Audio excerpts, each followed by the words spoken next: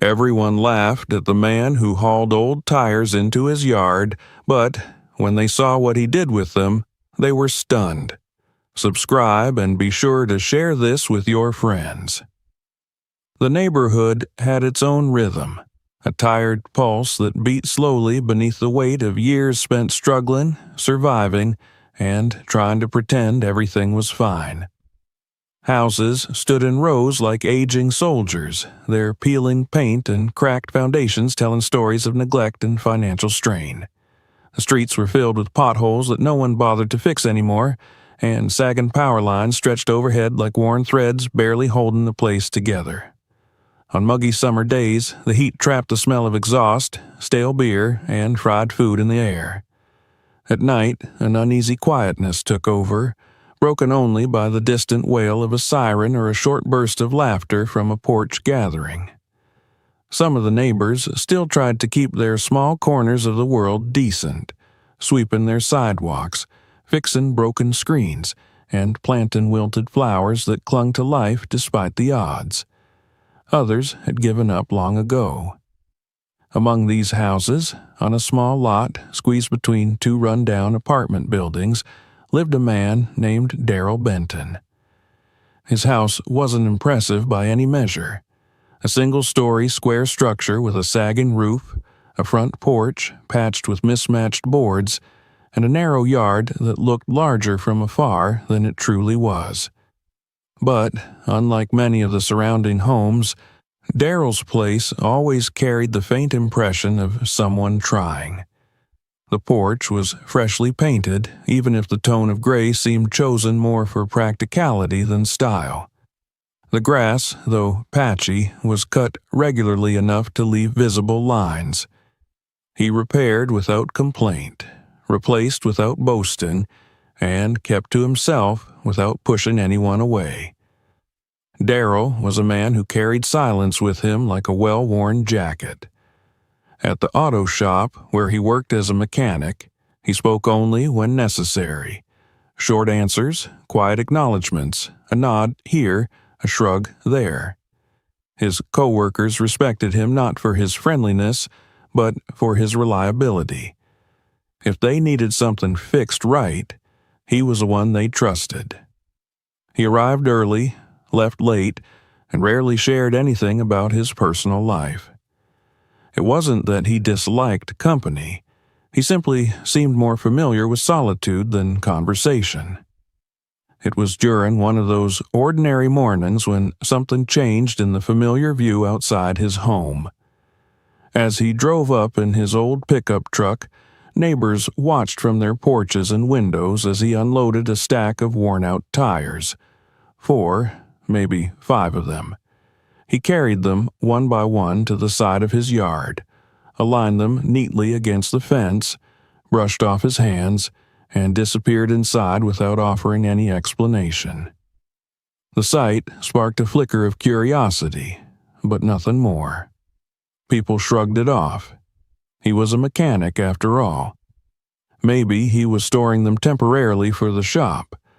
Maybe someone gave them to him for free, and he planned to recycle them. Tires weren't that unusual in his line of work. However, curiosity shifted to suspicion as the days passed. The number of tires increased steadily. 5 became 10, 10 became 20. The neat little pile grew into a wall of rubber rings towering above the fence line. The once open yard now looked like a construction area, cluttered with dark circles stacked meticulously with surprising precision. It wasn't a mess thrown together. It was intentional, structured. But structured toward what? That quickly became the question on everyone's lips. From behind slightly parted curtains, eyes followed Daryl's every movement. Some neighbors whispered amongst themselves while taking out their trash or collecting their mail. Others watched openly with narrowed eyes, their arms crossed defensively over their chests. A few children wandered close, eager to see the strange transformation happening next door, but their parents quickly called them back with firm voices and wary glances. They couldn't make sense of it. People liked what they understood, and this was decidedly not it. Darrell offered no explanation.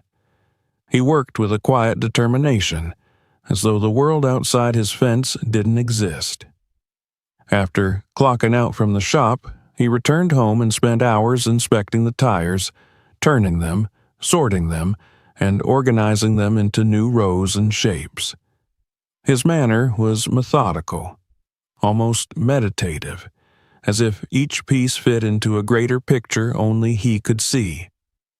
Sometimes he paused, resting a hand on a tire and staring into space with an expression that was neither happy nor sad, just deeply focused, as though he were revisiting somewhere far away in his mind.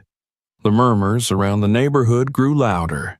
People tend to fear what they cannot define, especially when it rises up right before their eyes. The tire wall began to dominate the view, blocking sunlight and lines of sight, casting shadows into backyards where children once played. And though no one had yet confronted him directly, irritation simmered beneath the surface like coals waiting to ignite. One late afternoon, as Darrell was placing another tire onto an already impressive stack, a man walking his dog slowed to a stop near the yard. He didn't say a word, but the fierce disapproval etched into his face spoke volumes. He shook his head, muttered something under his breath, and tugged his dog forward with a tight jerk of the leash. Darrell saw him. Their eyes briefly met. The silence between them was dense, uncomfortable, and full of judgment. Darrell's gaze fell back to his work without response, but a faint tightening appeared around his mouth. He felt the tension, even if he refused to show it. That night, when the sun dipped behind the cracked rooftops, Darrell stood in the center of his transformed yard. The stacks around him were high enough now to form a partial enclosure. His home, once exposed to every passerby, was becoming a hidden island in a sea of black rubber. He turned slowly in place, studying the layout he'd created. The breeze brushed past him, carrying the muffled sound of televisions and clinking dinner plates from nearby houses. Yet, within this odd fortress, he felt strangely alone. Alone, and, at the same time, closer to something he had long held inside. For a moment, he closed his eyes, letting the present dissolve into memory. The smell of rubber always brought him back to a different time, a different version of himself. A barefoot boy climbing through junkyards, imagining worlds far beyond the chain-link fences. His hands were smaller then, his imagination bigger, and tires were the only toys he had ever truly owned. In those scraps of stolen childhood, he'd found a spark of happiness powerful enough to keep him alive through all the years that followed. Now, as a grown man, he was building something that only he could see clearly, at least for now. When he opened his eyes again, the yard was still the same, but the weight in his chest felt lighter. He stepped back toward his porch, unaware, or perhaps pretending to be unaware, of the dozens of suspicious eyes still watching.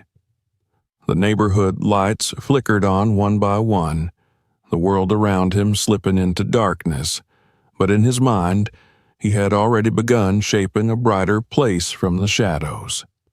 That night marked a turning point. Not that anyone realized it yet. The first sparks of hostility were beginning to kindle, and the walls of tires stood like a challenge in the middle of the community.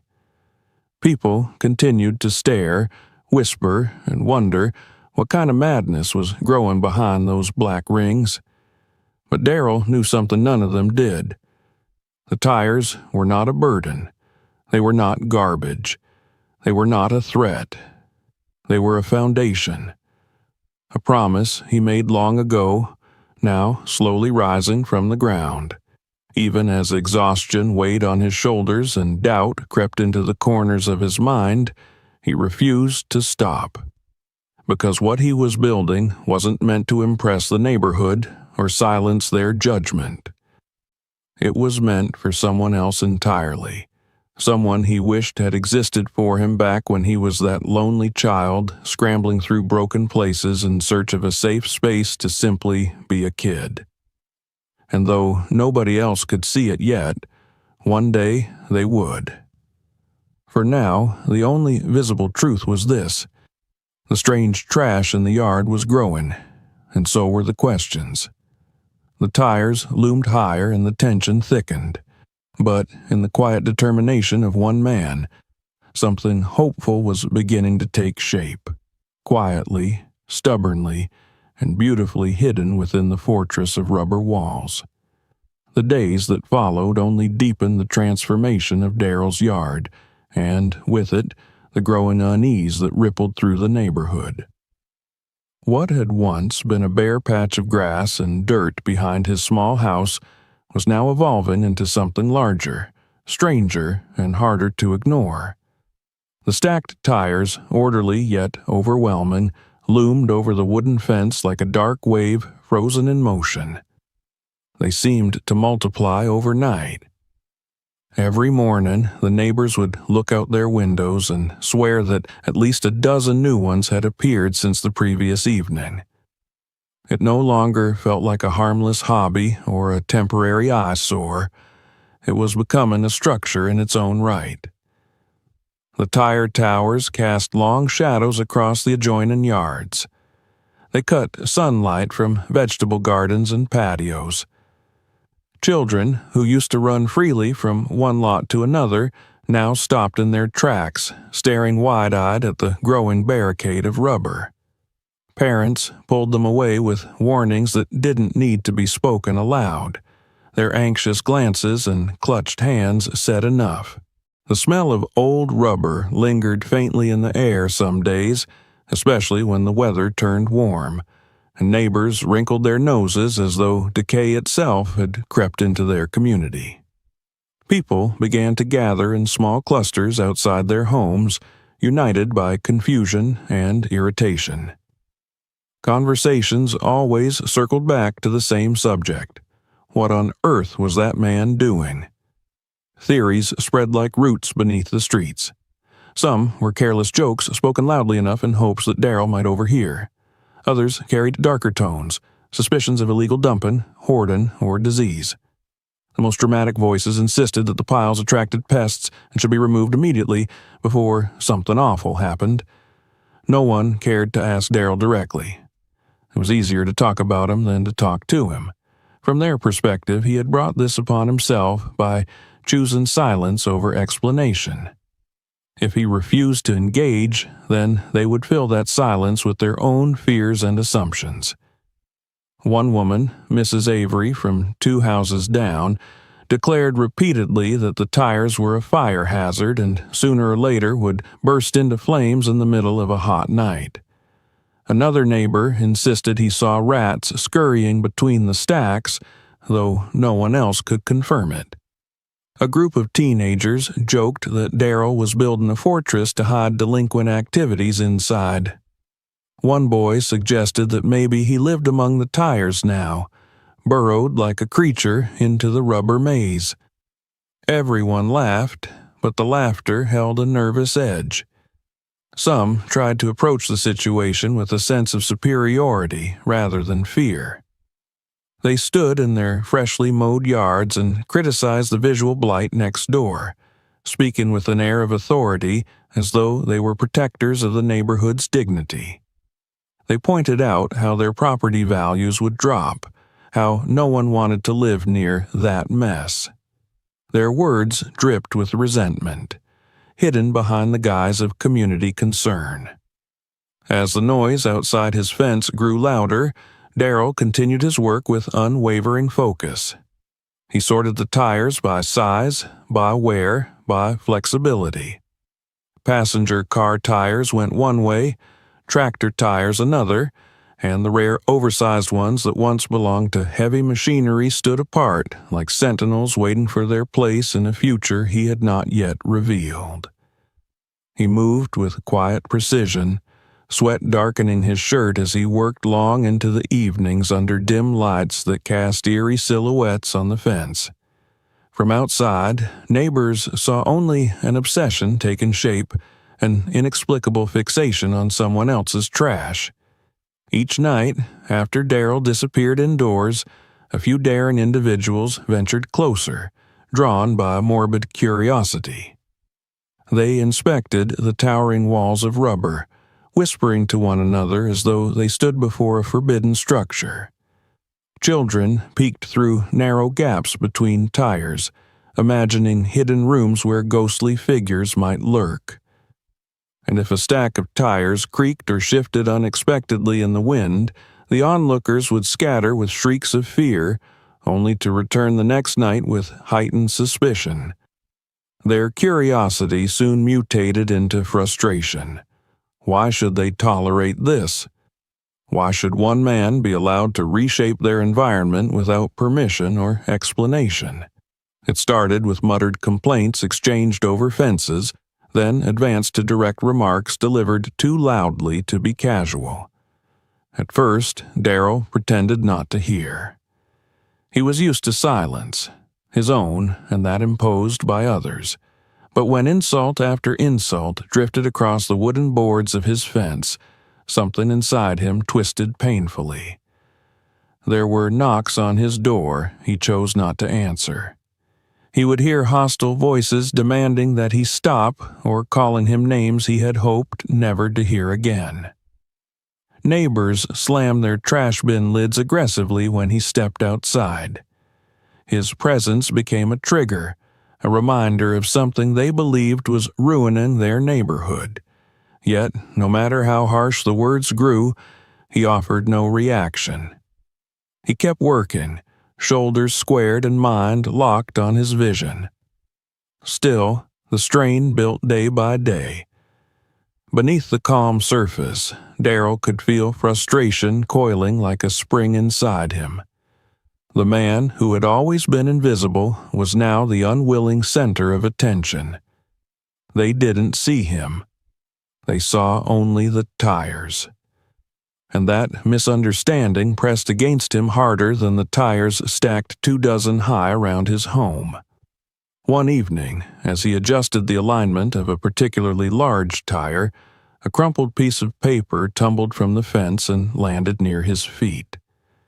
He stared at it for a long moment before bending down. Unfolding it, he found words boldly scrawled in red marker. The message was crude, the handwriting jagged and full of anger. "Clean up your garbage or get out." Below it, another line was added almost as an afterthought. "You're making us look bad." For the first time since he began collecting the tires, Darrell felt something rise up in him that threatened to overpower the calm discipline he had held firmly until now. He closed his eyes and inhaled deeply, refusing to let the noise of the outside world drown out his purpose. He folded the note neatly, slipped it into his pocket as though it were something fragile, and returned to work without a sound. But his heart pounded faster now. The note was a reminder that the thin barrier separating tolerance from hostility was wearing away. Night after night, he worked beneath the weak glow of his porch light, guided by a vision that gave meaning to every motion. Yet, he was not unaware of the eyes that followed him from the shadows. He felt them. Their judgment sat heavy on his shoulders. With each tire he lifted, he battled not only its unexpected weight but also in the suffocating pressure of disapproval pressing from all sides. But he also battled memories, faces from his youth, voices that once scoffed at him, environments where being different meant being unwanted, and where poverty marked a child as less deserving. If the world wanted to believe he was mad, then perhaps madness was a kinder company than the cold cruelty of strangers. The rows of tires grew closer together, reaching higher toward the sky, forming corridors and pathways visible only to him. Sometimes he would pause and place his palm against the rubber surface, sensing the potential trapped within, like energy waiting to be released. Inside his mind, the noise of the neighborhood faded into nothing but the faint echo of children's laughter, laughter that didn't yet exist, laughter that he desperately wanted to hear in this barren corner of the city.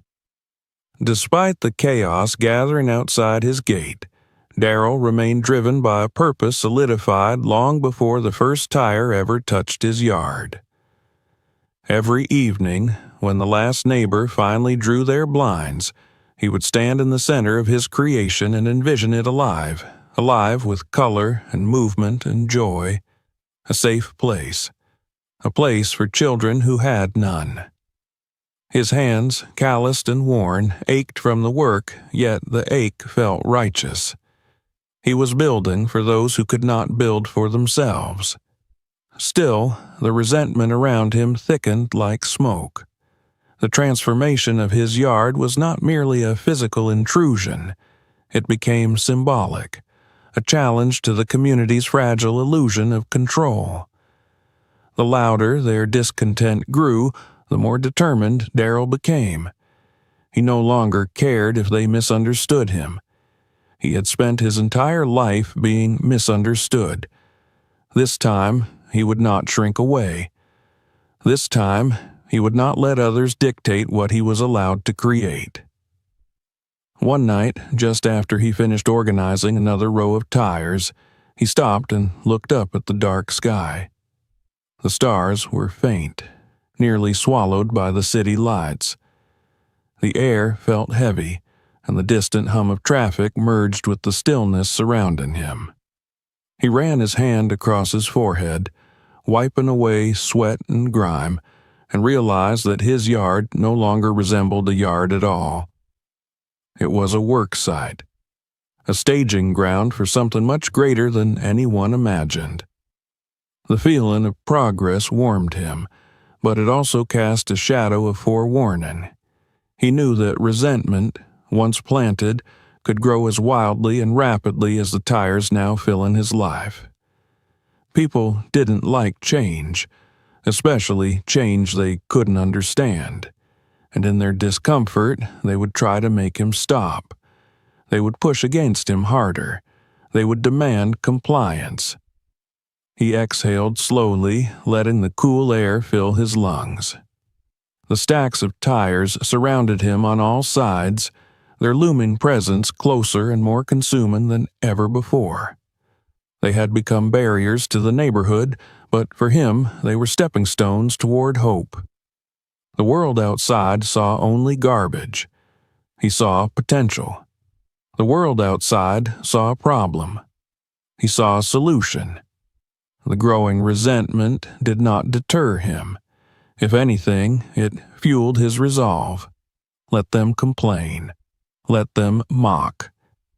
He had been called worse in his lifetime, and while the voices around him sharpened like knives, Darrell reminded himself of the laughter he wanted to bring into existence, the laughter that would one day echo from the very structures they now despised.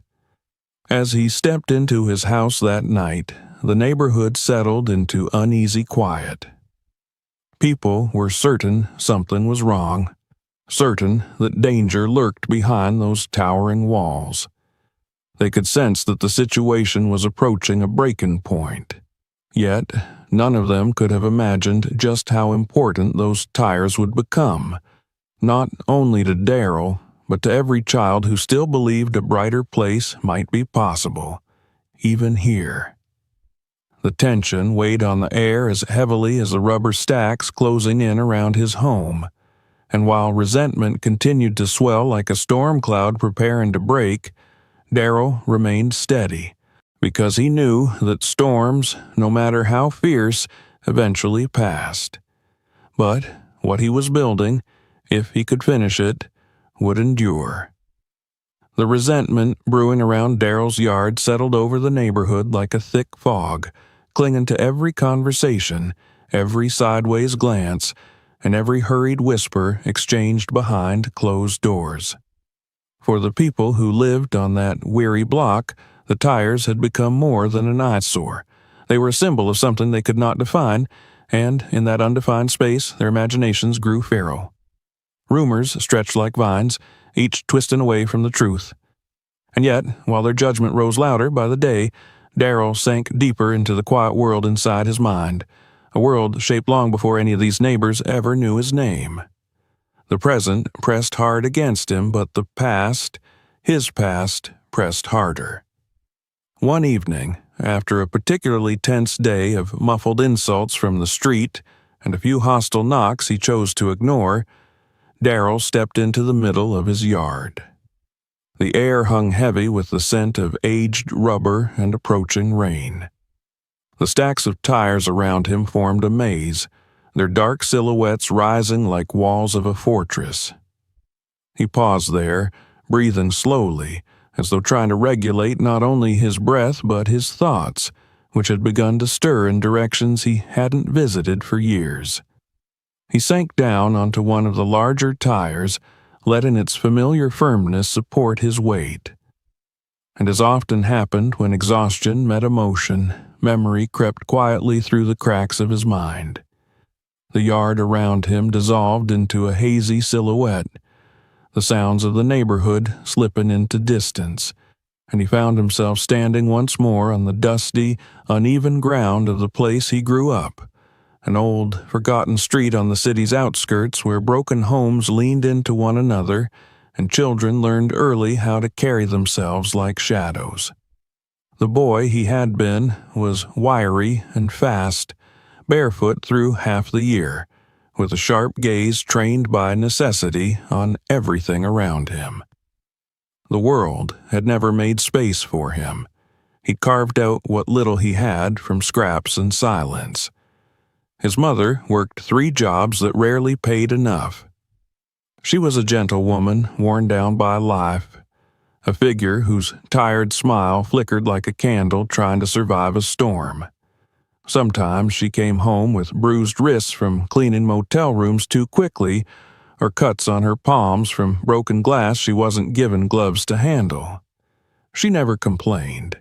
Complaints were luxuries reserved for people whose lives allowed for softness. The 2 of them lived in a cramped apartment where the walls were thin enough to hear every argument, every drunken fight, every heartbreak happening next door. There were no toys, no outings, no bedtime stories, only survival day by day. The outside world became Darrell's escape, and in that world, the place that called to him most was the junkyard behind the abandoned auto shop. It was a graveyard of forgotten machines, rusted metal, and the remnants of other people's lives tossed aside when they no longer served a purpose. But to Darrell, it was magic. He remembered the first time he found the tires, stacked lopsided near a fence, some cracked, others still sturdy enough to roll. He had touched them with the sense of reverence only a child could possess, tracing his fingers along their treads, feeling the grooves like secret messages carved into something ancient and important. They became his building blocks, his hiding places, his forts, his ships, his stepping stones into other worlds. He would spend hours climbing through them, stacking them, imagining elaborate kingdoms where he was the hero and not the invisible boy who slipped through the cracks of his own neighborhood. When other children joined him, they brought their own laughter, their own dreams, their own temporary freedom. For a handful of moments, they weren't poor. They weren't forgotten. They weren't the children of broken homes and empty refrigerators. They were just kids playing, something more powerful than they ever admitted to themselves. Those days had shaped him more than any lesson learned in school. He had discovered that joy didn't require money, that imagination could turn scraps into treasures, that safety wasn't always a place. It was a feeling he had found only there in the circle of tires. But childhood was never meant to last long for boys like him. Responsibility crept in early, demanding sacrifices. He remembered the night everything shifted, the night his mother didn't come home from work. He sat on the couch until dawn, staring at the peeling wallpaper and listening to the neighbors fight through the walls, a numbness spreading through his body. She returned late the next morning, exhausted and shaken, with a cut across her long sleeve. She tried to hide it, but he'd seen enough to understand that the world wouldn't protect either of them. From then on, he spent less time at the junkyard. The magic faded as survival took over. The memories came and went like slow-moving waves as he sat on the tire in his yard. He could feel the ache of the boy he once was. That boy had needed a safe place, needed joy, needed space to imagine a world better than the one he was given. But he never had it. Not really. Those tires in the junkyard were all he had. And now, as an adult, he was building something far more beautiful than what he had been given. He wanted children in this neighborhood to have a place that wasn't abandoned or unsafe. A place that wasn't thrown together in haste or made from scraps of neglect. He wanted to create something sturdy, colorful, warm, something that told every child who stepped into it, "You matter. You are safe here. This place is yours." He rubbed his palms together in the present moment, grounding himself again. The sounds of the neighborhood drifted back into clarity. A dog barking, a television murmuring through an open window, the distant slam of a car door. But now those noises felt muted, insignificant compared to the weight of his past and the determination anchored in his chest. For the first time since he began collecting the tires, he felt the old pain transform into something constructive, something almost bright. It wasn't nostalgia he felt. It was purpose. The next morning, he returned to work with renewed focus, but the neighborhood only seemed to grow more hostile. As he lifted the tires into place, he could hear snippets of conversations from behind fences and patios. They were louder now, more confident in their disdain. Someone called him a hoarder. Another said he was mentally unstable. The words stung, but he swallowed them like he always had, burying the hurt beneath layers of resolve. He had spent his whole life being judged, by teachers, by employers, by strangers who thought they understood him because they understood someone else like him once. But none of them had ever known his heart. None of them had ever seen what he carried inside. Even as the present pushed against him with growing hostility, he remained anchored by the boy he used to be, and the promise he had made long ago, silently and earnestly, to himself. He had promised that one day he would create a place for kids who had nothing. A place where they could breathe easier. A place that gave them hope.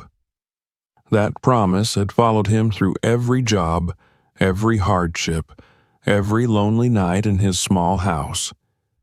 It lived quietly inside him until the moment he decided to build this sanctuary from the very material that once gave him freedom. And now, with every tire he lifted, every structure he planned, that promise took shape.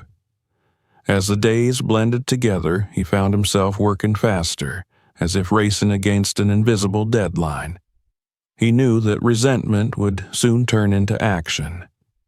Angry neighbors didn't stay angry in silence for long. His past had taught him that loud voices eventually found ways to make their anger tangible. But he also knew that he had to continue. He owed it to the child he had been. He owed it to the children who still wandered these streets with nothing but cracked sidewalks and empty lots as their playgrounds. By the time the sun set that evening, he had created a new row of tires arranged in a gentle curve, like the beginning of an archway. The sight of it stirred something tender in him. It looked almost like an entrance into the world he wished to build. For a moment, he allowed himself to imagine brightly painted walls, tunnels carved from repurposed rubber, swings that creaked with laughter, slides assembled from smooth surfaces. He envisioned children running freely without fear of broken glass or dangerous strangers or the numbness of neglect. He imagined a place where their imagination could run wild, just as his once had. When he finally stepped inside his house that night, the memory of the junkyard still lingered in his mind, intertwined with the humiliation of the neighborhood's hostility and the stubborn persistence of his dream. The shadows of his past didn't frighten him. They guided him. They reminded him that from the darkest corners beauty could grow, that even rubber scraps could become castles, that even forgotten spaces could become sanctuaries. The past had shaped him. The neighborhood was testing him, but what he was building, what he envisioned, was greater than both, and as long as that vision remained alive inside him, he would continue, piece by piece, tire by tire, until the world outside his fence saw not madness, but meaning.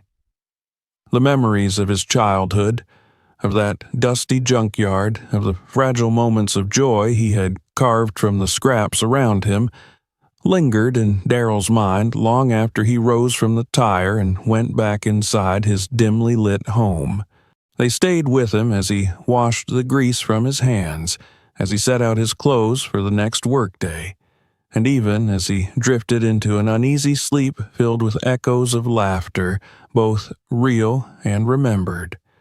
But morning always brought him back to the hard light of the present, where the neighborhood's hostility waited like a storm cloud suspended just above his head, thickening with each passing day.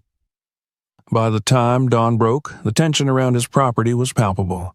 The neighbors no longer tried to hide their resentment behind closed blinds or quiet mutters. Now they watched openly, arms crossed over their chests, their expressions pinched and unforgiving, as though the sight of him hauling yet another tire was a personal offense. Their frustration had matured into something sharper, something colder. Every time he stepped outside, he could feel their eyes prickling against his skin like static. The transformation of his yard had reached a point where it was impossible to ignore. The mounds of tires towered higher than the fence, forming a labyrinth of black circles stacked with peculiar precision. What had once been a backyard now resembled a strange industrial ruin, dark and imposing. For Daryl, every row had purpose. Every placement was a step toward a dream he had carried for decades. But to the residents of Maplebridge Street, it looked like chaos. They saw decay, not possibility, madness, not intention. One afternoon, as he hauled a pair of tires from his truck, a voice sliced through the humid air like a blade. "Are you ever going to stop?" He turned automatically, though the sharpness of the tone already told him everything he needed to know. A man stood at the edge of the sidewalk, hands on his hips, posture wide and confrontational.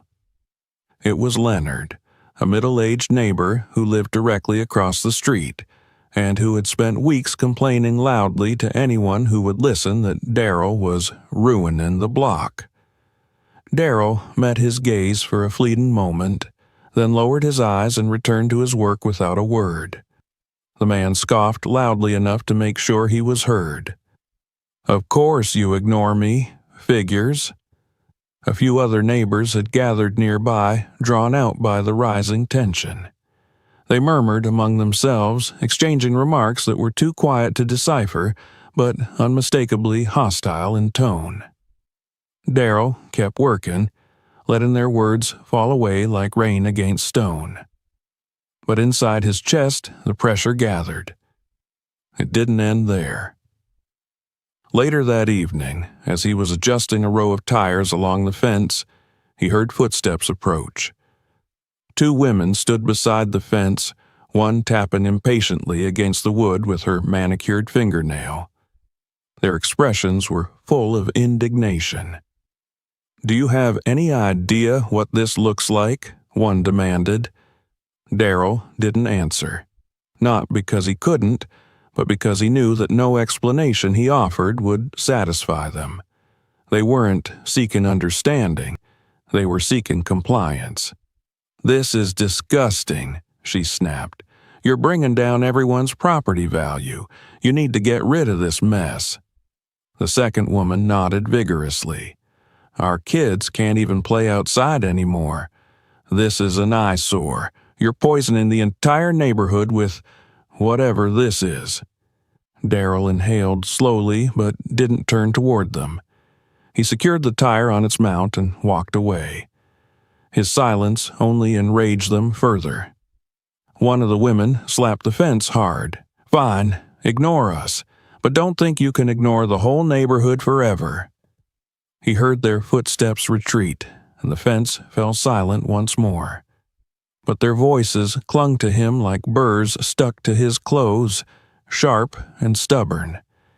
He knew more confrontations would follow. He knew people were gathering like a pack, circling prey, emboldened by each other's anger. Within a week, the hostility reached a new level. Someone threw an empty soda can over the fence. Another day, a crumpled fast food bag landed in his yard, its contents smeared across the dirt. A tire in one of his carefully arranged stacks was knocked askew, though he couldn't tell if it had been deliberate sabotage or just the wind. But the pattern was unmistakable. People were no longer content with words. Their frustration had begun to manifest physically. One night, long after midnight, Darrell stepped onto his porch for some air. The neighborhood was quiet, but not peacefully so. It was the tense kind of quiet that feels like a held breath. The street lamps flickered faintly, casting long shadows across the cracked pavement. In the stillness, Darrell imagined he heard something. Footsteps near the back fence, a rustle between the humps of tires. He stiffened, listening. For a moment, all he heard was the beating of his own heart. Then, slowly, the noise vanished. Whether it had been real or the result of nerves wound too tight, he couldn't tell, but sleep did not come easily after that. The next morning confirmed his fears. A section of the wall of tires he'd spent hours building had been toppled, intentionally. There was no natural explanation for the collapse. The way the tires lay scattered made it clear someone had pushed them, perhaps late in the night, perhaps expecting the entire structure to fall. Fortunately, only part of it had given way. Still, it hurt. Not just physically when he lifted them back into place, but emotionally. It felt like someone had laid a hand on a dream he'd kept locked away from the world his entire life. He didn't report it. He didn't march across the street to point fingers. That wasn't who he was. Instead, he rebuilt quietly, as though repairing not just his structure, but the fragile barrier that shielded his heart. Yet, the struggle outside was not his only battle. Inside him, a private war was unfolding. Every insult, every hostile glance, every act of vandalism pulled at the old wounds he thought he had buried in childhood. He remembered being mocked at school for wearing hand-me-down clothes, for not having a lunch some days, for living in a home too small and too broken. He remembered standing defenseless as other kids made jokes about his mother, about his skin, about his poverty. And he remembered the silence. His silence. Because speaking only ever made things worse. That silence clung to him even now. But with it came something else. A fire so small and steady that it refused to be extinguished. It was the same fire that kept him alive as a boy, pushing him to survive each new hardship. And now, it was the fire that fueled his determination to finish what he had started, no matter what the neighborhood threw at him. Still, the threats grew bolder. One afternoon, while Darrell worked near the far corner of his yard, a group of teenagers approached the fence. They leaned against it, the wood creaking under their weight, and watched him with smirks plastered across their faces. He didn't look at them directly, but he could feel their eyes on him. They whispered mockingly, laughed at jokes made at his expense, and kicked the fence hard enough to make the tires tremble. He froze for a moment, gripping the tire in his hands tightly before continuing his work. "That thing gonna fall on you?" one boy taunted. "Better hope it does," another said with a snort. "Then maybe we won't have to look at this trash anymore." Their laughter erupted again, sharp and cutting. When they finally wandered off, Darrell let out a slow breath he hadn't realized he'd been holding. His hands trembled slightly, a faint mix of anger and something more fragile. Something like hurt. But it wasn't only the neighbors and teenagers who opposed him. The environment itself seemed determined to wear him down. The heat grew more oppressive. The tires absorbed the sun, radiating warmth like massive stones.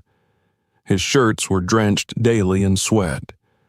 His hands became raw from constant lifting and pulling. Bruises appeared on his arms like dark fingerprints. His body screamed for rest, yet he kept moving, driven by the relentless urge to finish before the world shut him down. In quieter moments, he wondered if he was being selfish. If continuing this alone, against the entire block, was an act of pride rather than purpose.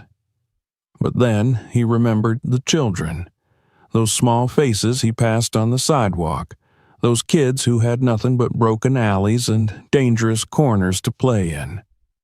He remembered the boys who, just the other week, kicked bottle caps around, pretending they were hockey pucks because they had nothing else. He remembered the little girl across the way who drew with chalk on the cracked concrete because it was the only safe activity available to her. These children deserved better. He would not stop until they had it. Weeks passed. The resentment escalated into something more organized. Neighbors held informal gatherings where they discussed what to do about him. They drew up complaints and passed them around for signatures.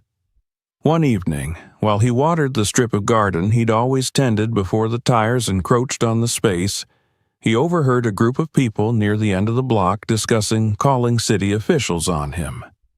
Their voices were low, conspiratorial. They spoke of zoning violations, of fire hazards, of sanitation concerns. They didn't know the details. Details didn't matter. All that mattered was giving their anger a legal pathway. Darrell felt the weight of inevitability settle onto him like a heavy cloak. He knew the authorities would come. He knew scrutiny was coming, and he knew he wasn't ready yet. Not yet. The playground he envisioned was still trapped in the rough beginnings of its construction, and the neighborhood saw only the worst parts of the process. As he prepared for the confrontation he sensed approaching, a familiar ache tugged at his chest. He looked around his yard, at the stacks he had built, with hands that trembled now more than they ever had in his youth. The maze of tires felt like a physical manifestation of his heart. Messy on the outside, misunderstood, but full of meaning only he could see. He stood there for a long time, breathing in the scent of rubber and earth, listening to the distant sounds of people living their lives on the other side of the fence, people who would never understand what he was trying to build. But as the hours passed, the tension in his muscles eased. Resolve settled into his bones once more. The past was a weight, yes, but also a foundation. The neighborhood was an obstacle, but also a reminder of why this mattered. And the enemies gathering on both sides of the fence, external and internal, only strengthened his determination. He would not stop. He could not stop. Not because he was stubborn, but because the dream he carried was bigger than the fear surrounding it. The shadows of his past had shaped him, but they would not define him. And as long as he had breath left in his body, the playground he envisioned would rise, even if the entire neighborhood tried to tear it down, tire by tire. The neighborhood's hostility had grown so thick that it clung to the very air, making every step Darrell took across his yard feel heavier than the last.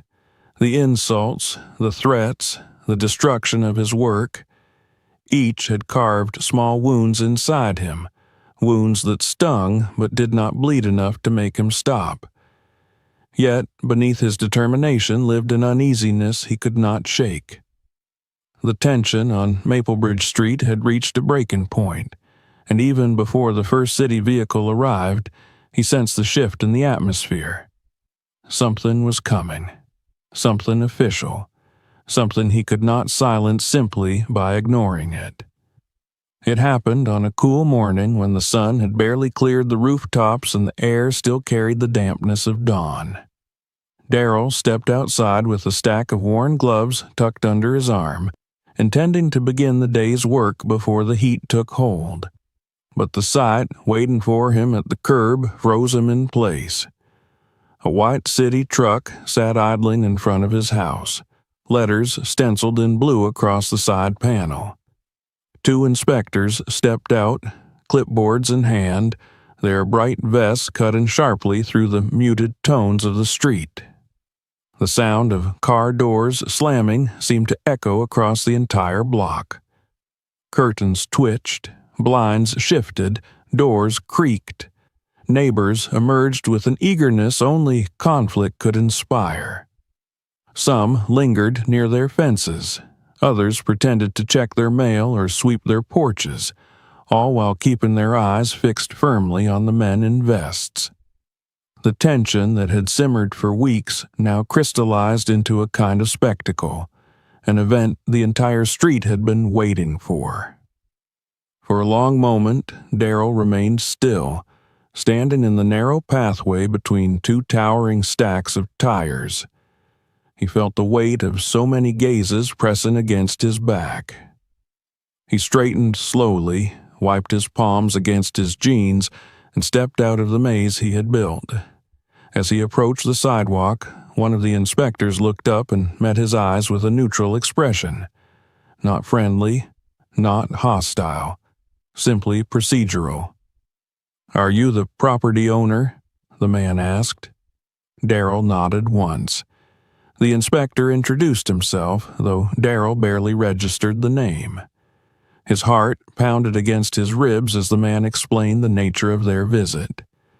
They had received multiple complaints from residents, concerns about sanitation, safety hazards, fire risks, odor, attracting pests. The list went on, delivered with the monotone efficiency of someone who had read the same phrases to countless others in neighborhoods just like this one.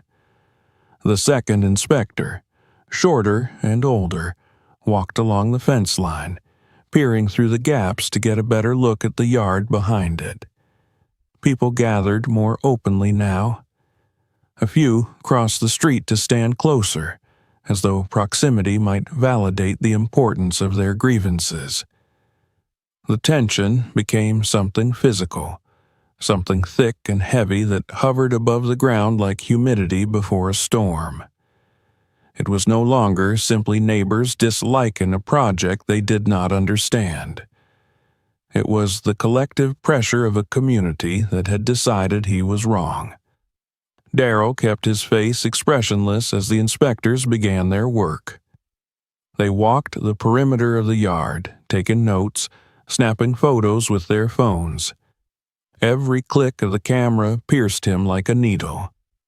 He watched silently as they documented his tire stacks from multiple angles. One inspector poked at a pile cautiously, stepping back when a tire shifted and wobbled. Another measured the distance between the stacks and the property line, muttering something to himself. Their movements were slow, deliberate, invasive. One of the neighbors, a woman who had been among the first to confront him weeks ago, approached the inspectors eagerly, her voice carrying clearly across the sidewalk. She spoke loudly about how unsafe the situation was, how the tires smelled, how they made her children sick to their stomachs. Another neighbor joined in, insisting that rats had taken refuge in the piles. A third added comments about the visual blight, gesturing dramatically toward the yard as though it were a crime scene. The inspectors listened politely, but not warmly, nodding as they documented each complaint. They walked into the backyard only after Darrell reluctantly unlocked the gate, though his shoulders tensed as they stepped inside. His yard, his sanctuary, his worksite, his unfinished dream, felt exposed in a way he could hardly bear. The inspectors moved between the stacks, stepping carefully, examining how the tires were arranged. They spoke in quiet voices to each other, murmuring technical terms and referencing municipal codes. Every word sounded like a threat. More neighbors arrived, forming little clusters in the street. Their whispers grew louder. Their eyes followed every movement of the inspectors as though this was a performance staged for their entertainment. Someone took out a phone and began filming. Another snapped photos, posting them to social media before the moment had even finished unfolding. It was no longer just a neighborhood issue. It was an event. Darrell felt his pulse quicken. The edges of his vision tightened. He wished he could retreat into the maze of tires where the world's voices could be muffled, where he could hear nothing but his own breath and the rustle of rubber shifting under his hands. But there was no retreat today. The inspectors walked back toward him at last, their expressions hard to decipher. "We're going to have to document this as a potential violation," one of them said carefully. "You may be required to remove these tires. The city ordinance doesn't permit storage of this amount without proper containment and clearance, and there are concerns about fire hazard and structural stability." Darrell swallowed. His throat had gone dry. The words landed like blows, expected yet still painful. The inspector continued, explaining the notice they intended to issue, the possible fines, the deadlines. They spoke of regulations and compliance, of necessary action and required changes. It all blurred into a fog of formality. Behind them, the neighbors watched with satisfaction, their faces bright with a vindication they felt they deserved. But then the inspector paused, as though sensing the gravity of his words. He lowered his clipboard slightly. "You have a right to appeal," he said, "but until then, you'll need to begin removing the tires.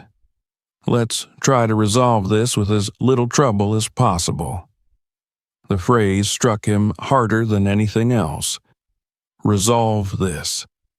As though his dream was the trouble. As though the thing he had poured weeks of sweat, pain, and memory into was nothing more than a nuisance to be erased. The inspectors handed him the paperwork, a printed notice with bold letters and legal phrasing that felt as cold as iron. He held it with numb fingers, staring at the lines that declared his work a problem, a hazard, a violation. His eyes skimmed over the deadlines. They weren't long, not nearly long enough. When the inspectors finally left, the crowd remained, buzzing like flies around fruit left too long in the sun. They murmured among themselves, exchanging proud looks as if they had accomplished something noble. Some turned to go back inside, but only after giving Darrell one last victorious glance. Others lingered, waiting to see if he would protest, if he would cause a scene. But he didn't. He stood silently on the sidewalk, the notice hanging loosely in his hand, the wind rustling the corner of the paper like a whisper of mockery.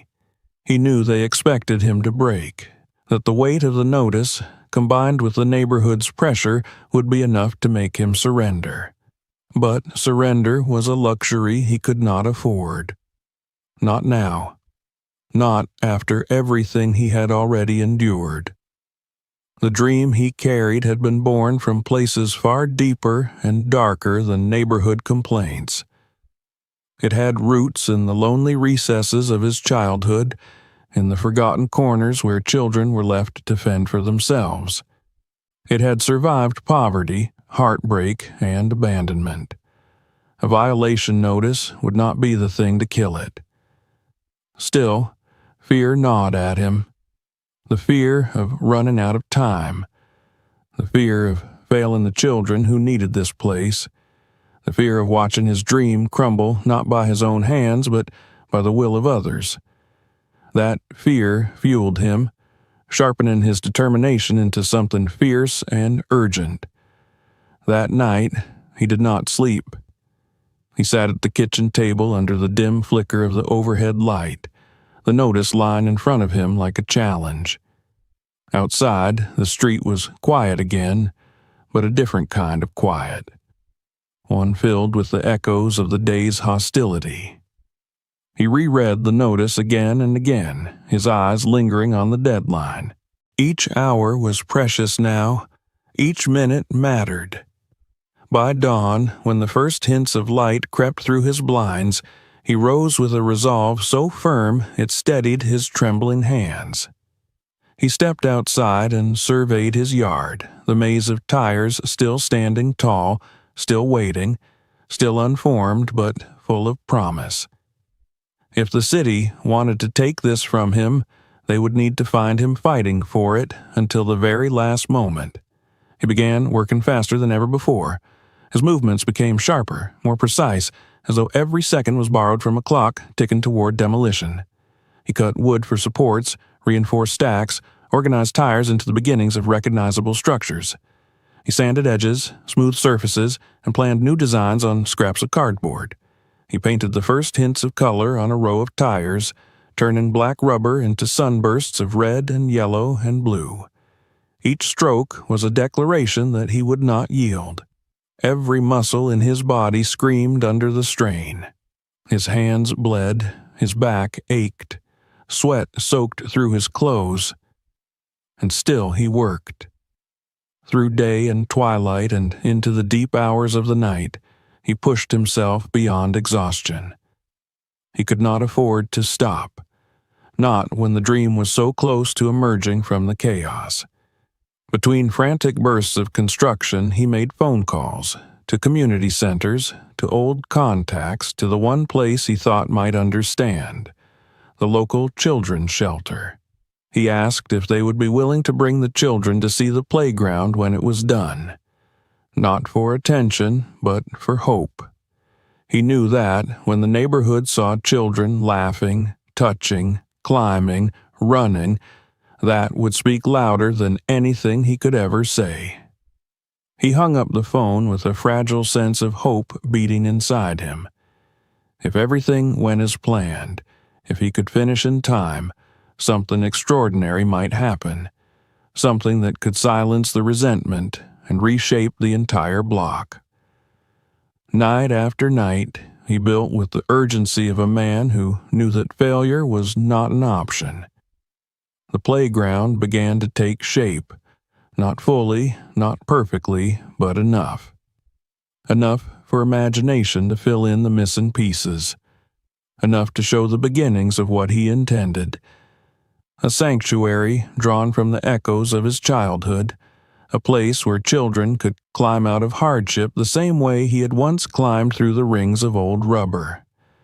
He was exhausted, but each day he stood a little taller even beneath the weight of the neighborhood's hostility. And though fear followed him like a shadow, hope, quiet, stubborn, unyielding, grew beside it. The deadline was approaching. The neighborhood was watching. The city was waiting. And somewhere across town, a group of children were preparing, unknowingly, to step into a place built for them long before they were born. A place born from scraps, from memory, from pain.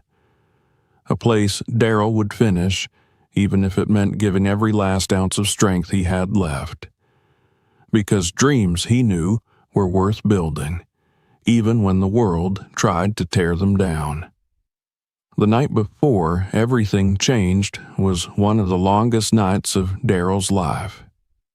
He worked until his muscles trembled, until his breath came in shallow gasps, until the porch light above him flickered twice, then burned steadily again, as if urging him forward. Every movement felt like it carried not just weight, but meaning. The stacks that had once seemed like nothing more than rubber towers of misunderstanding were now transforming into arches, tunnels, steps, platforms, and soft-edged shapes that hinted at something joyful. The playground wasn't finished, not the way he imagined it in its fullest form, but it was complete enough to show its soul. He painted until his hands shook, until color bled into his fingernails. Splashes of red, yellow, blue, and green brightened the once dark surfaces, turning discarded scraps into invitations for imagination. By the time dawn crept into the sky, he had barely slept an hour, but he was ready. The air that morning felt different. Not lighter, no, the tension in the neighborhood had only grown heavier, thicker, the kind of tension that warned of conflict even before the first voices were raised. But beneath that heaviness, something else stirred, something electric and uncertain, like the moment before a curtain lifts in a dimly lit theater.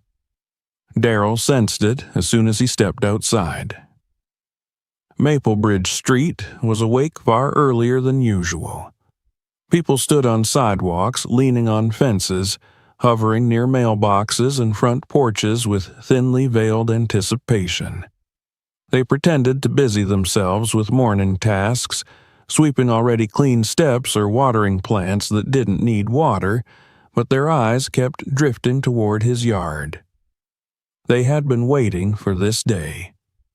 The day the inspectors returned to determine the fate of his creation. The day the neighborhood believed would restore normalcy, as though tearing down the maze of tires would erase the weeks of frustration they had allowed to fester in their hearts. The resentment they had carried so openly was now layered with a smug expectation. They believed they had won. Daryl ignored their stares and moved with steady, quiet purpose. He walked along the edge of his yard and checked each structure, ensuring nothing had shifted in the night. He tightened ropes, straightened a painted tire arch, and reinforced a wooden beam. He took a step back and observed the entrance of what was now undeniably a playground, colorful, whimsical, imperfect, but alive. The sight pulled at something deep inside him, something close to relief but still too fragile to name.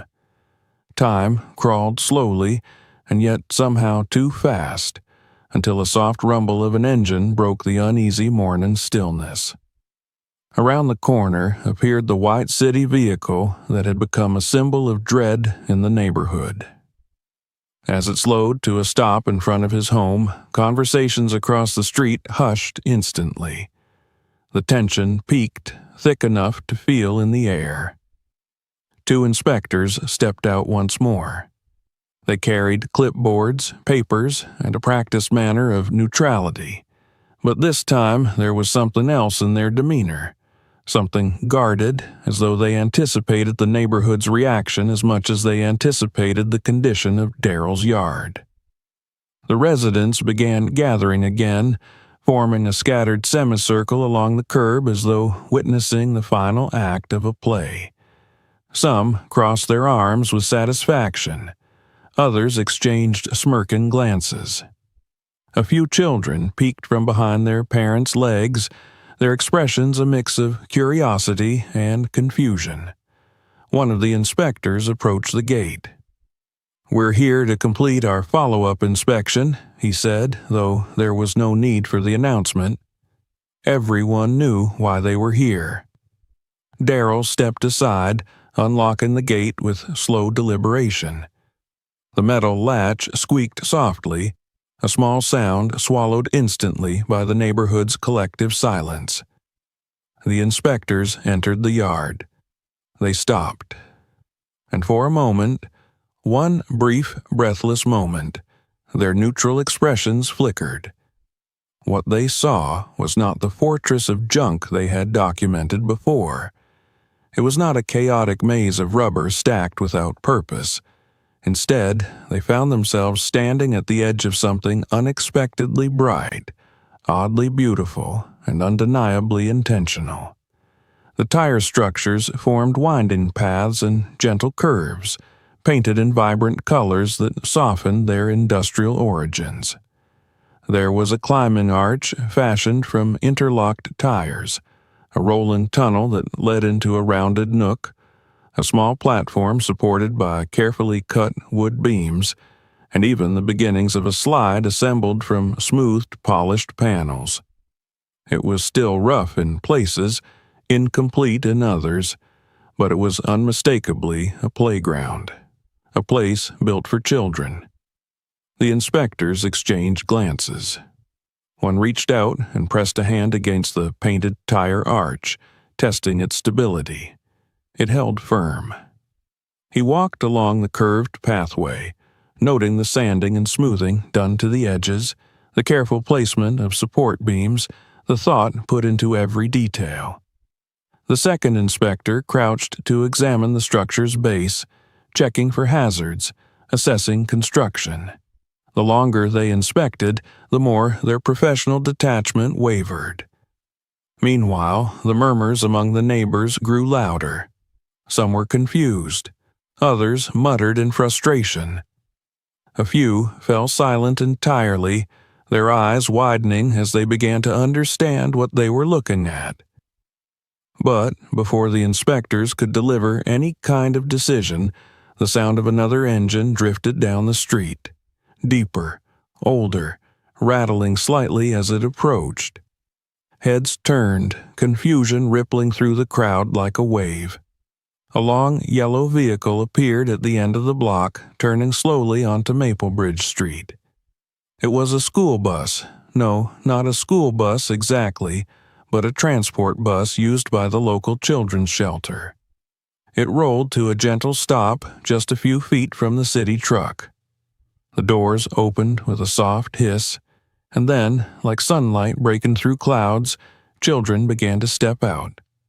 Small faces, thin shoulders, worn shoes, eyes curious and cautious at first, scanning the unfamiliar surroundings.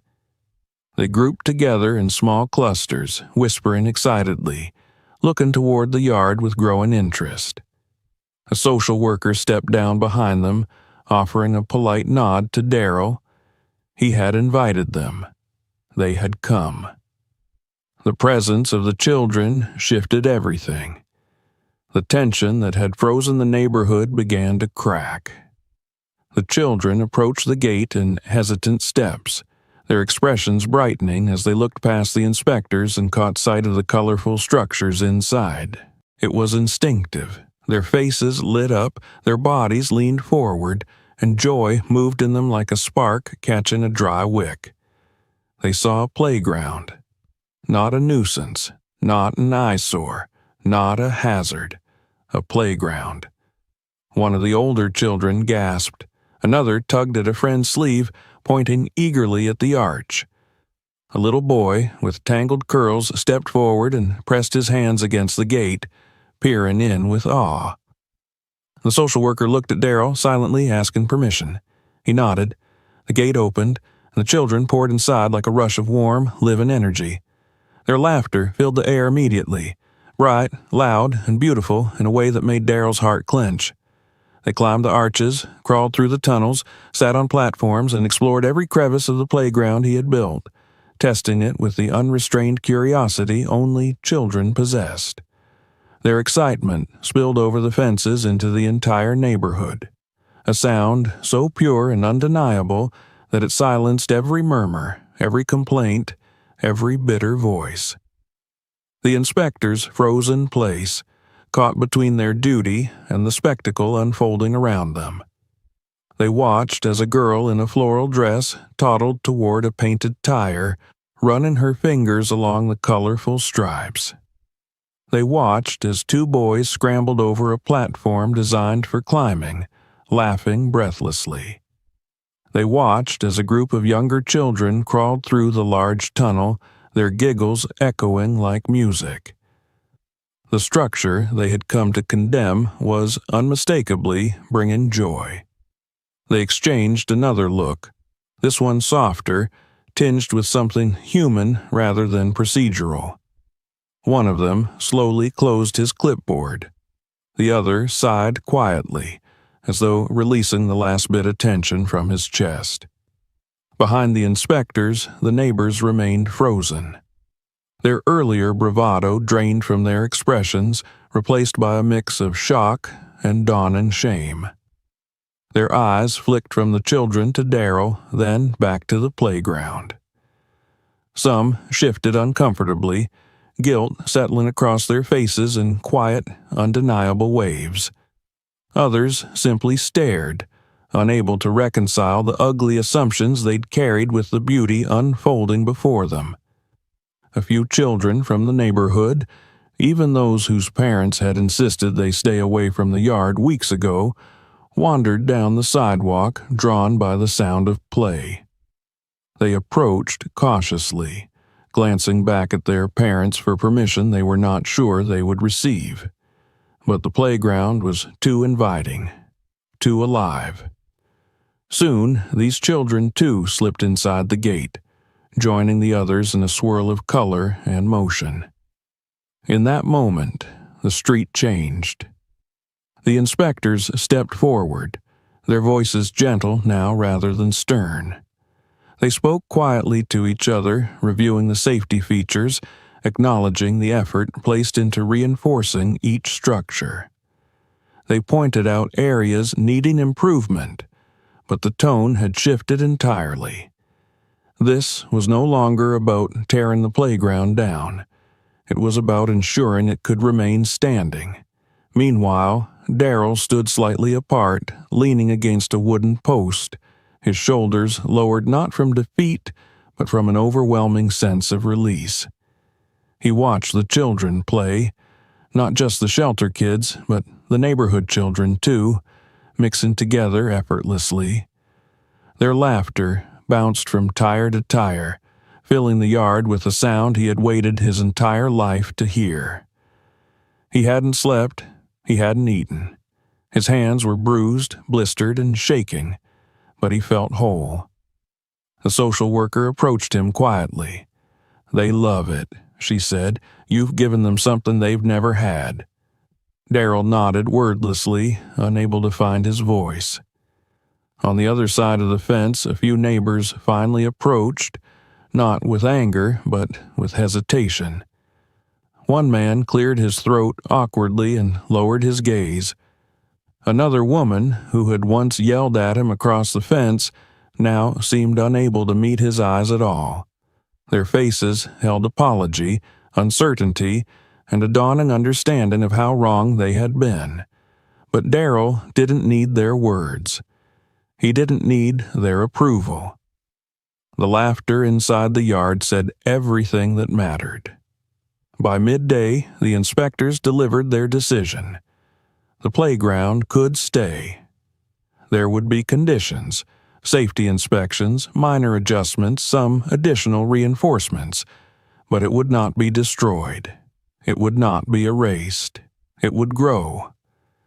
The neighborhood absorbed the news with stunned silence. The children did not.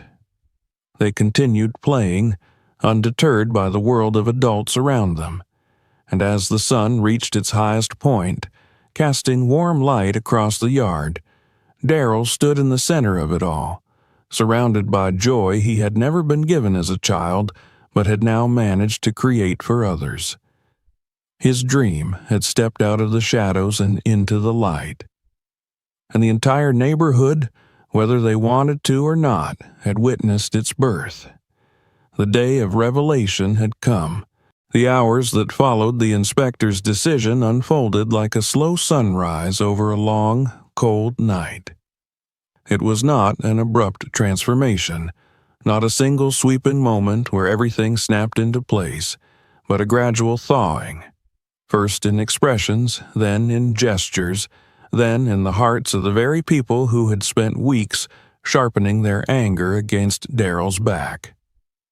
The laughter of the children lingered long after the bus drove away, trailing behind them like threads of sunlight that refused to dim. Even after they were gone, the echo of their joy clung to the air, settling into the spaces that had once held resentment. Daryl remained in the yard until the last child left, watching the colors he had painted come alive under the afternoon light. He had never imagined the playground could feel so full, so complete, even in its unfinished state. The bright paint caught the sun, casting reflections across the rubber surfaces like stained glass on stone. The sight reminded him of something he couldn't quite name, a memory that lived somewhere between the happiness he felt now and the longing he had carried since childhood. As the yard slowly emptied and quieted, he felt the weight of exhaustion settle into his body. But it was a different kind of exhaustion than before. It was the exhaustion that follows a dream taking its first breath. The inspectors pulled him aside before they left. Their voices held none of the sternness they had displayed earlier. Instead, they spoke gently, almost respectfully, acknowledging the purpose behind what he had built. They listed the structural adjustments they needed him to make. Nothing drastic, nothing that would undo what he had created, just enhancements to ensure safety. They offered guidance rather than warnings, support rather than challenge. It felt strange to hear them speak not as enforcers, but as collaborators. Daryl nodded through their instructions, committing every word to memory. Under different circumstances, their list might have overwhelmed him. But now, after what he had seen, after what the children had shown the neighborhood and the neighborhood had shown him, everything felt possible. Everything felt lighter. When the city truck finally pulled away, the neighbors remained on the sidewalks, less clustered than before, more dispersed, uncertainty softening their rigid postures. They didn't approach him immediately, perhaps unsure of how to start, unsure of how to undo what they had said or shouted or assumed over the past weeks. Shame clung to many of them, though they tried to hide it behind hands wiping brows or faux casual glances at the sky. But Daryl didn't expect apologies. He didn't need them. His focus was not on reparation, but on continuation. The playground needed finishing, refinement, stability. And now, whether the neighbors accepted it or not, it belonged to the children, not to him alone. He stepped back into his yard, removed one glove, and brushed his fingers across the memorial of laughter left in the air. The maze of painted tires, once a symbol of misunderstanding, now pulsed with something different, something warm, something alive. All the tension that had wrapped itself around his ribs for weeks loosened slowly, like a rope being unknotted one loop at a time. A soft creak from the fence startled him slightly. He turned to see a man standing by the gate, a neighbor he recognized but had never spoken to. The man's shoulders were hunched in a way that suggested apology even before he opened his mouth, though he didn't speak. He simply stood there, shifting from foot to foot, holding a can of paint in one hand and a brush in the other. For a moment, neither of them moved. Then the man offered a small, hesitant nod toward the playground and raised the brush slightly, as though asking for permission. Daryl stared, not in anger, not in skepticism, but in quiet awe. There were no words exchanged, and none were needed. He returned the nod. The man stepped inside. They worked in near silence, painting a row of tires that formed a winding path toward the climbing structure.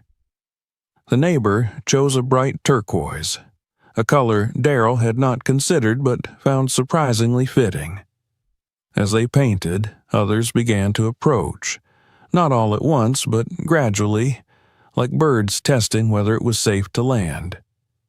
A woman brought a pot of flowers and placed it near the entrance, stepping back to ensure it looked right. A teenager appeared with a handful of colorful chalk, drawing swirling patterns along the cement patches between the tires. A young father from down the street arrived with a wooden board he had sanded smooth, offering it for use as part of a platform. Even those who had shouted the loudest before now lingered quietly, some too ashamed to step forward but unable to turn away from what was unfolding. Children from the neighborhood, who had previously been forbidden to go near the yard, now trickled toward the gate with cautious excitement. Their parents stood behind them, watching, unwilling to deny what their children clearly felt drawn to. One little girl approached the painted tunnel and placed her hand on the top.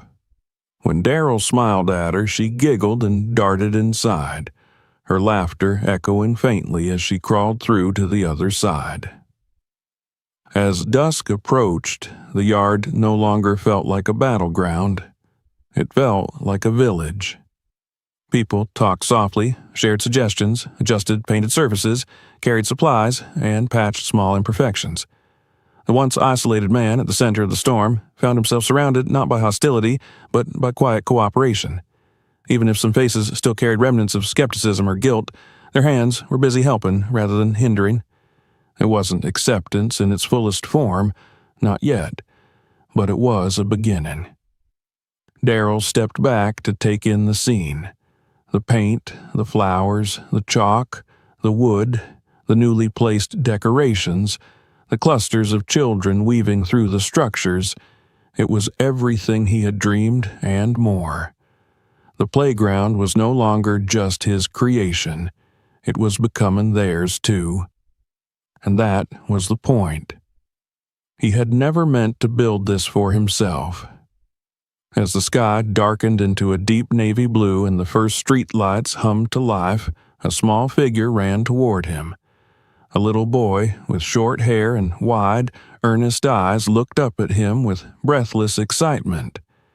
Without hesitation, the child threw his arms around Darrell's waist. It took him by surprise. For an instant, his breath caught, and everything inside him went still. "You made this?" the boy asked when he pulled back. His voice was filled with wonder, as though he were speaking to someone capable of magic. Darrell felt something shift inside him then, something that reached all the way back to the lonely boy he had once been, sitting in a junkyard stacking old tires into make-believe castles. That boy had needed someone like this, someone to make a place where he could breathe, play, and exist without the heavy weight of the world pressing down on him. He had never found such a person, but this child had. "Thank you," the boy murmured and ran back toward the playground. The world around Darrell felt momentarily blurred, as though emotion had softened the edges of everything he saw. He inhaled slowly, letting the gratitude fill him like fresh air in his lungs. As the evening deepened, the neighbors began to drift away, one by one, offering small nods or lingering glances. Some approached him briefly, mumbling awkward words of appreciation or apologies wrapped in vague phrasing. Others said nothing at all, but their presence, their participation in the work, said enough. The hostility that had once stood like a wall between them had cracked, and through the cracks, understanding began to seep like light. By the time the last family left, the playground had taken on a new form. The flowers near the entrance looked perfectly placed. The turquoise path glowed beneath the dimming sky. Chalk drawings decorated the ground in pastel swirls. The wooden board the young father donated was now fixed securely into a climbing structure. The yard felt fuller, richer, alive in a way it had never been before. It felt like a promise. Darrell stood in the center of the yard, listening to the sounds of night settling over the neighborhood. Crickets sang softly. A dog barked in the distance. A faint hum of traffic drifted from the main road, but underneath it all, he could still hear the echoes of children's laughter, imprinted on the air like a melody that refused to fade. He sat down on one of the larger tires near the edge of the playground. His body ached in every place imaginable, but he felt something he had rarely experienced in his life, a sense of peace, a sense of belonging. For so long, he had carried this dream alone, nurturing it in the quiet corners of his mind. He had endured misunderstanding, isolation, hostility, and scrutiny. But now, as he sat beneath the glow of a flickering street lamp, he realized the dream had grown beyond him. He looked around at the structures he had built with his own hands and the ones the neighborhood had helped refine, all of them glowing faintly in the evening light. He imagined the children who would play here tomorrow, and the next day, and the day after that. Children who needed a place to feel free, to feel safe, to feel like dreams could grow from the simplest scraps of the world. He imagined them laughing, climbing, exploring, forming memories that would anchor them through storms of their own one day. This playground was not perfect. It would require maintenance, additions, improvements. It would evolve. It would change. But it existed. It breathed. It meant something. And in its existence, it carried the message he had longed for someone to give him when he was a boy. You matter.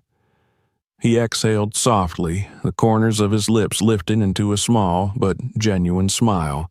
Above him, the night sky stretched wide, pulling away the last remnants of the day's turmoil. For the first time in years, he felt his heart settle into a steady, comforting rhythm. The neighborhood still had its flaws. Poverty still loomed. Struggles didn't vanish simply because a handful of people picked up paintbrushes or flowers or pieces of wood. But something important had shifted, something that would last if they let it. And as the night wrapped around him, as the quiet settled into the yard he had transformed, one truth rose above all else. In this small corner of the world, where people once saw only trash, now stood a place where dreams could grow. And they had. And they would. Tomorrow, more children would come. Tomorrow, laughter would return. Tomorrow, the playground and the community around it would begin again. If you enjoyed this story, don't forget to subscribe and hit the bell so you never miss our next amazing tales. Watch our other videos to uncover more secrets, mysteries, and incredible real-life stories that will leave you speechless. And make sure to share this video with your friends and tell us in the comments where you're watching from. We love hearing your stories.